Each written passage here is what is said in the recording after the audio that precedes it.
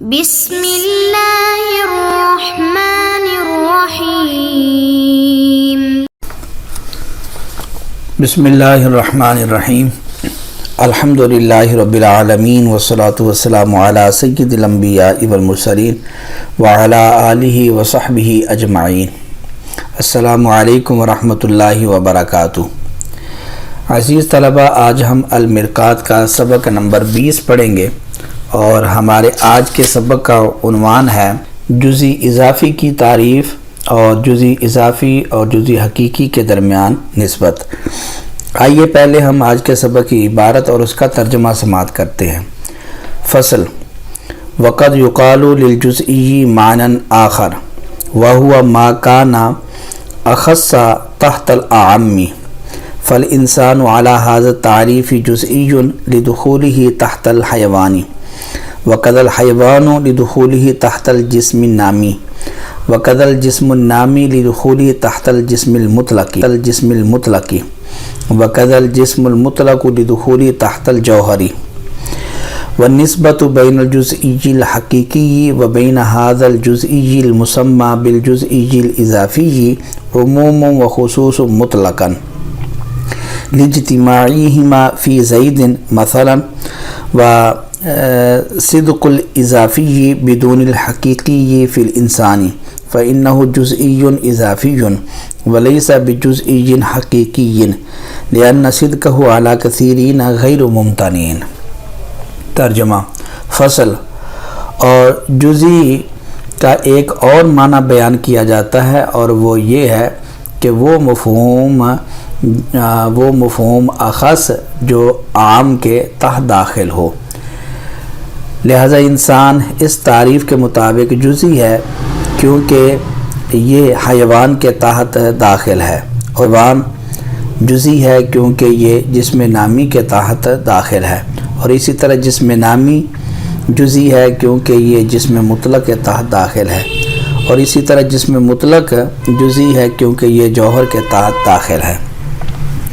اور جزئی حقیقی اور اس جزئی جس کو جزئی اضافی کہا جاتا ہے، ان کے درمیان نسبت عموم خصوص مطلق کی ہے، کیونکہ یہ دونوں زید کے اندر مثلاً جمع ہوتے ہیں، اور اضافی سچی آتی ہے بغیر حقیقی کے انسان میں، کیونکہ یہ جزئی اضافی ہے اور یہ جزئی حقیقی نہیں ہے، کیونکہ اس کا صدق کثیرین پر ممتنع نہیں ہے۔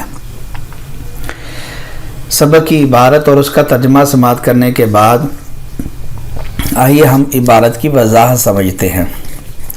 وقد یقال للجزئی معنی آخر، یہاں سے مصنف جزئی کا ایک اور معنی بیان کرتے ہیں۔ اس سے پہلے جزئی کی ہم نے تعریف پڑھی تھی کہ اس مفہوم کو کہتے ہیں جس کا نفس تصور شرکت کثیرین سے معنی ہو۔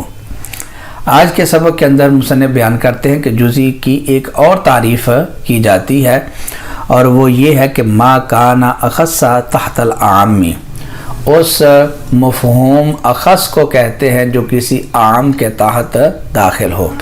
اس کی مثال سمجھنے سے پہلے آپ کلیات کی ترتیب سمجھ لیں، پھر اس کی مثال کو سمجھنا ذرا آسان ہوگا۔ کلیات کی ترتیب جو خارج کے اندر پائی جاتی ہیں، ان کی ترتیب یہ ہے کہ سب سے اوپر جوہر ہے، جوہر کے نیچے جسم مطلق ہے، جسم مطلق کے نیچے جسم نامی ہے، جسم نامی کے نیچے حیوان، اور حیوان کے نیچے انسان ہے۔ نیچے سے اگر آپ ترتیب دیکھیں تو یوں ہے: انسان کے اوپر حیوان کے اوپر جسم نامی کے اوپر جسم مطلق، اور جسم مطلق کے اوپر جوہر ہے۔ ان کلیوں میں سے ہر نیچے والی کلی اوپر والی کلی کی بنسبت خاص ہے، اور اوپر والی کلی نیچے والی کلی کے اعتبار سے عام ہے۔ جیسے دیکھیں، انسان حیوان کے اعتبار سے خاص ہے، اور حیوان انسان کے اعتبار سے عام ہے۔ اسی طرح حیوان کو اگر جسم نامی کے نظروں دیکھیں تو حیوان جسم نامی کی نظروں خاص ہے، اور جسم نامی یہ عام ہے، کیونکہ جسم نامی حیوان بھی ہوتا ہے، غیر حیوان بھی، جس طرح کے شجر، اور جسم نامی یہ جسم مطلق کے اعتبار سے خاص ہے، اور جسم مطلق عام ہے، کیونکہ جسم مطلق جسم نامی بھی ہوتا ہے اور اس کے علاوہ بھی ہوتا ہے، جس طرح کے پتھر ہے۔ اور جس میں مطلق یہ جوہر سے خاص ہے اور جوہر سے عام ہے۔ تو اب ان میں سے ہر ایک کو جب اوپر کے دیکھیں گے تو ان میں سے ہر ایک کو جزئی ہم کہہ سکتے ہیں۔ انسان جزئی ہے کیونکہ یہ حیوان عام کے تحت داخل ہے، اور حیوان جزئی ہے کیونکہ یہ اخص ہے اور عام یعنی جسم نامی کے تحت داخل ہے۔ جسم نامی یہ بھی جزئی ہے کیونکہ یہ اخص ہے جسم مطلق سے، اور جسم مطلق سے عام ہے، اور یہ اخص عام کے تحت داخل ہے، اس وجہ سے یہ جزئی ہے۔ جسم مطلق بھی جزئی ہے کیونکہ یہ اخص ہے اور یہ جوہر کے تحت داخل ہے، اور جوہر کیا ہے؟ عام ہے۔ تو جوہر کے علاوہ جسم مطلق، جسم نامی، حیوان اور انسان، ان میں سے ہر ایک کو ہم جزئی کہہ سکتے ہیں کیونکہ یہ ہر ایک اخص مفہوم اخص ہے جو عام کے تحت داخل ہے۔ تو یہ جزئی اضافی کی تعریف ہوئی کہ جزئی اضافی اس جزئی کو کہتے ہیں، اس مفہوم اخص کو کہتے ہیں جو کسی عام مفہوم کے تحت داخل ہو۔ والنسبت بین الجزئی الحقیقی، یہاں سے مصنف جزئی حقیقی جو کہ ہم پیچھے تعریف پڑھ چکے ہیں، اور جزئی اضافی جس کی آج کے سبق کے اندر ہم نے تعریف پڑھی ہے، ان دونوں معنوں میں نسبت بیان کرتے ہیں کہ ان میں کون سی نسبت ہے۔ تو جزئی حقیقی اور جزئی اضافی کے درمیان عموم خصوص مطلق کی نسبت ہے۔ جزئی حقیقی یہ خاص ہے اور جزئی اضافی یہ عام ہے۔ عام اور خاص کا قاعدہ یہ ہوتا ہے کہ جو جزئی حقیقی ہوگی یعنی جہاں خاص پایا جائے گا وہاں عام ضرور پایا جائے گا، لیکن جہاں عام پایا جائے ضروری نہیں کہ وہاں خاص بھی پایا جائے۔ لہٰذا جہاں جزئی حقیقی پائی جائے گی وہاں جزئی اضافی ضرور پائی جائے گی، لیکن جہاں جزئی اضافی پائی جائے ضروری نہیں کہ وہاں جزئی حقیقی بھی پائی جائے۔ اس کی مثال ہے جس طرح کہ زید، مثلا دیکھیں یہ جزئی حقیقی بھی ہے اور جزئی اضافی بھی ہے۔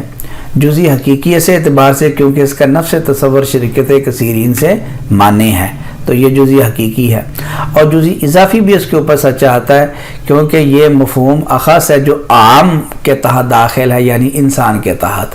تو انسان کے اعتبار سے زید خاص ہے اور انسان اس سے عام ہے، تو یہ مفہوم اخص مفہوم عام کے تحت داخل ہے، اس اعتبار سے زید جزئی اضافی بھی ہے۔ اور دوسری مثال کہ جزئی اضافی ہو لیکن جزئی حقیقی نہ ہو، اس کی مثال ہے مثلا انسان ہے۔